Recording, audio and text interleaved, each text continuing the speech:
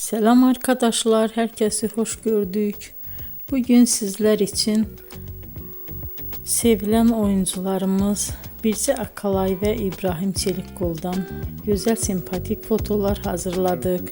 Birce Akalay yer gök aşk, hayat bazen tatlıdır, siyah beyaz aşk bu kimi dizilerde rol almış ve herkes tarafından çok beğenilmiştir.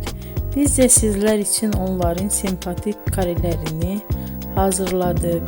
Yeni videolar görmek istiyorsanız kanalımıza abone olup bol bol yorum yazmayı, sona kadar izlemeyi unutmayın.